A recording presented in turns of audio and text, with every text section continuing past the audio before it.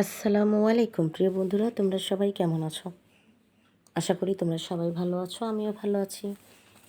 তো আজকেও তোমাদেরকে যে গল্পটা শোনাবো খুবই আ কষ্টের একটা গল্প।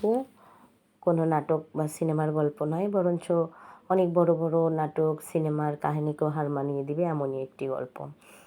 তো প্রিয় বন্ধুরা, আমরা ছোট থেকেই নানা দুঃখ কষ্ট দেখে বড় হই।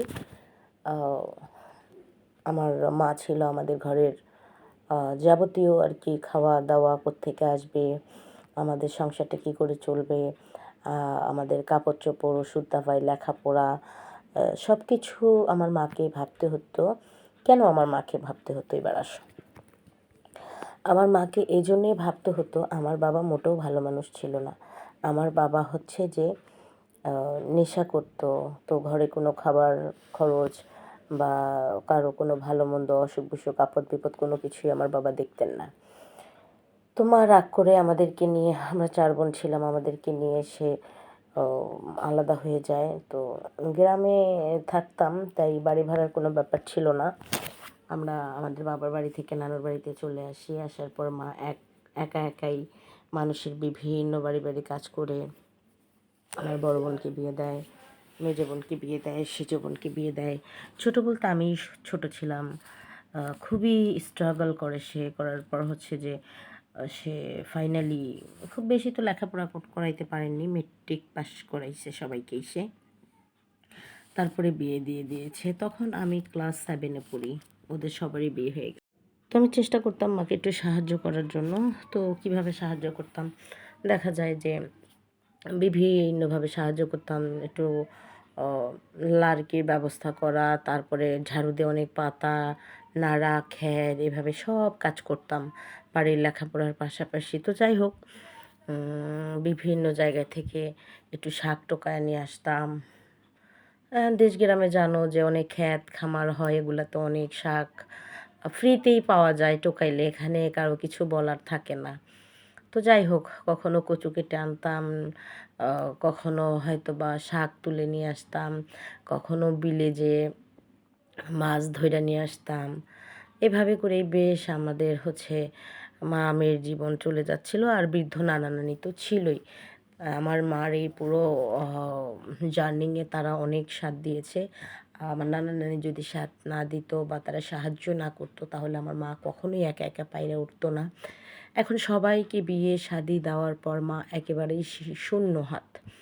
আ মানে লোকের বাড়ি ঠিকমতো কাজও করতে পারে না, বয়স হয়ে গেছে। এভাবেই চলতে থাকে মায়ের জীবন। তো হঠাৎ করেই মা অসুস্থ হয়ে পড়ে। বেশ কিছুদিন কাজ করতে পারছিল না মা। সংসারটা পুরোই অচল হয়ে গেল। যাওয়ার পর নানা-নানি তো বৃদ্ধ, ওনারা তো তেমন কিছুই করতে পারে না।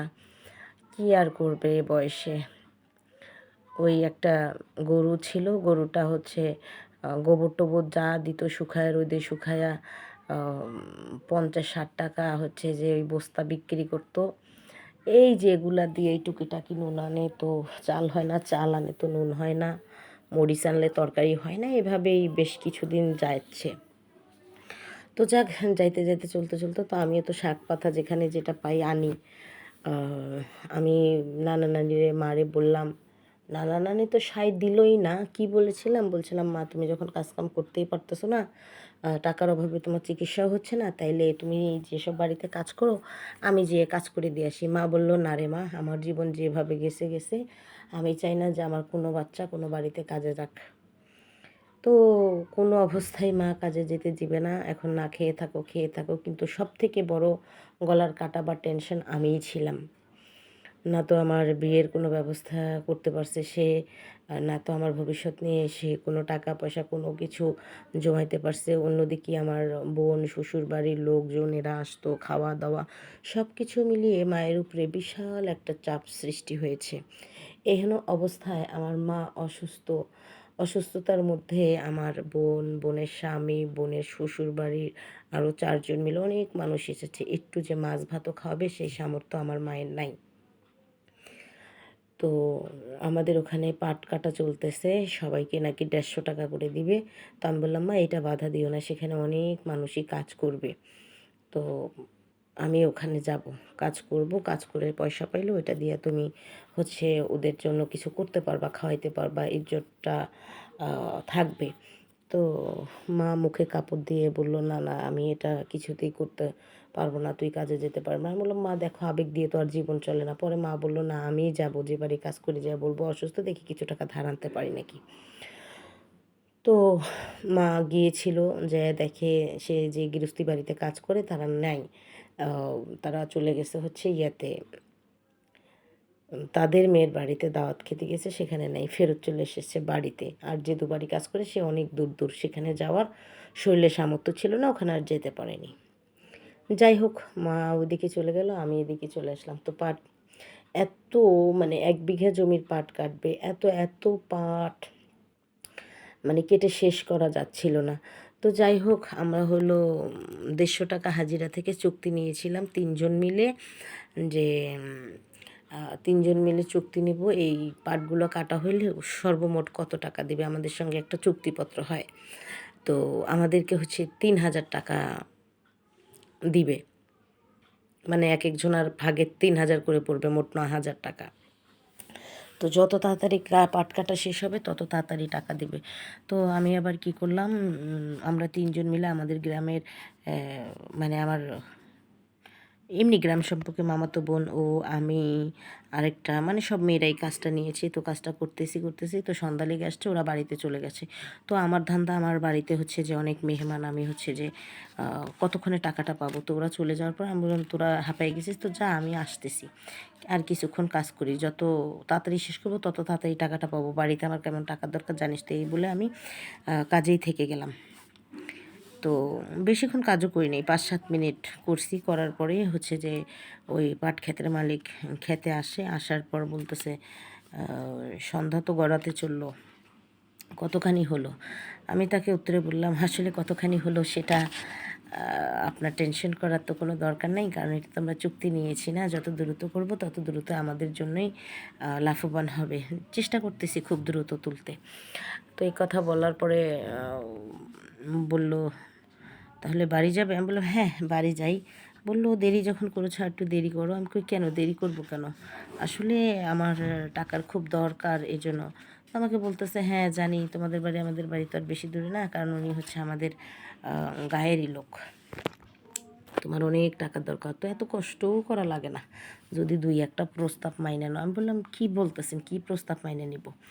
বলছে, কত কি আছে, টাকার কি আর অভাব, এরকম আকার ইঙ্গিতে বিভিন্ন ধরনের কথা বলতেছে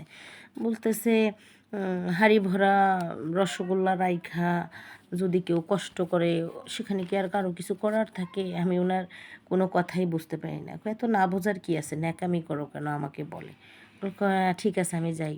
এই কথা বলতে, সুন্দরী কই যাবা বইলা মুখটা চাইপে ধইরা পাটের ভিতরে, যেহেতু আমি পাট খেতেই কাজ করছিলাম, চারোদিকে পাট আর পাট, তো পাটের ভিতরে ঢোকায়া মনে করো আমার শরীরটাকে ছিন্ন ভিন্ন করে তছনছ করে দিল, একবারে হায়নার মতো লাফায় পড়লো আমার উপর। তারপরে অনেক মজা নিল। অন্যদিকে আমি তো অনেক অনেক অনেক, মানে এত কষ্ট পাইছি সেটা বলে বোঝানোর মতো না। অন্যদিকে লজ্জায় আতঙ্কে এই বিষয়টা কাউকে বলতে পারবো না, এমনিতে একদম নিম্ন শ্রেণীর গরিব ঘরের মেয়ে, আমি কার কাছে বিচার চাইতাম। তারপরেও আমি, ওনার কাজ শেষ হওয়ার পর আমি ওনাকে বললাম, আপনি যে কাজটা করলেন সেটা কি ঠিক হয়েছে?